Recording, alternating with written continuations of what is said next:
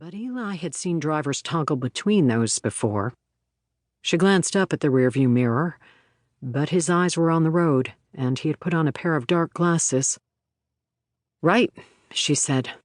"Huh, wonder what happened." Eli settled back into her seat. She stared out the window and thought of home, of the deep gray fog rolling down over the hillsides, and the wind coming in, salty from the bay.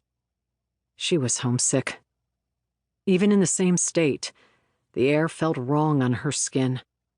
Los Angeles had been an endless parade of palm trees against a blameless sky, and the tacos were so good she could barely stop shoveling them in.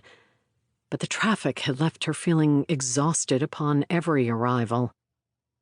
And then there was the way that people looked you over in Los Angeles, deciding whether you were famous or fuckable or useful in some other way before sliding on to the next thing.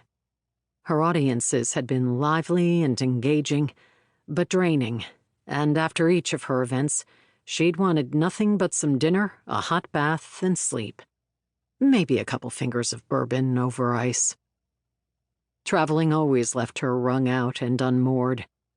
It didn't help that the sun was so all-encompassing outside the car. It could have been anywhere, any time of day, the hot white light blinding. She couldn't look at a surface other than the black asphalt without squinting. Living in San Francisco gave her what she had thought was a passing acquaintance with the sun, but the glare as the 10 freeway led out into Kern County and the high desert landscape was just too much. How are people here not dog-tired all the time? Doesn't the heat suck all the life out of them? How do they ever leave the house? Christ, it's March. Imagine later in the year. I gotta get some sunglasses.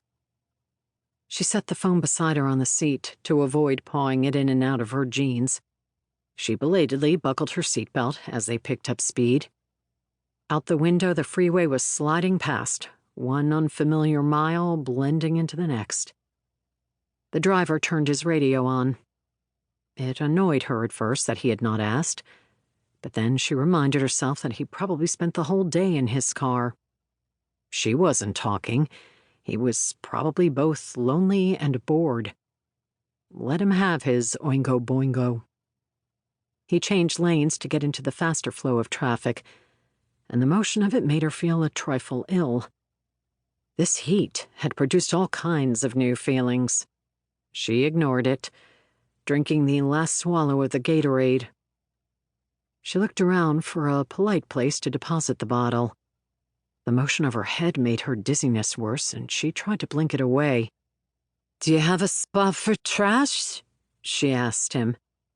As the words slid out of her mouth, she realized she was slurring like she was very, very drunk. She was horrified to realize she was drooling, too. Eli tried to get a hold of herself.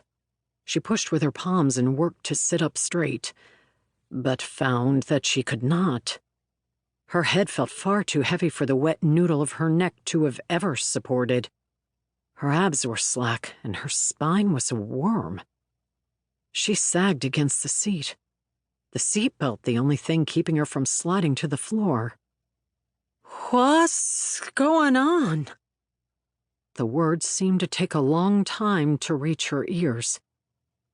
"Oh shit, I'm having a stroke." An old classmate of Eli's had had a freak stroke event a week shy of her 30th birthday. Frantically, she tried to recall the diagnostic that the woman had posted on Facebook right after. She couldn't speak clearly. She couldn't lift her arms at all. Her hand flopped uselessly in the direction of her phone. "Who gotta take me to a hospital?"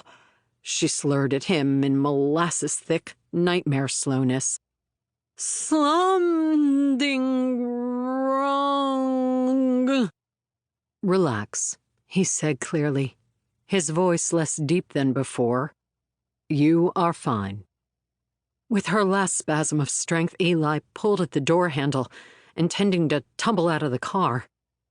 The child's safety lock held her in place.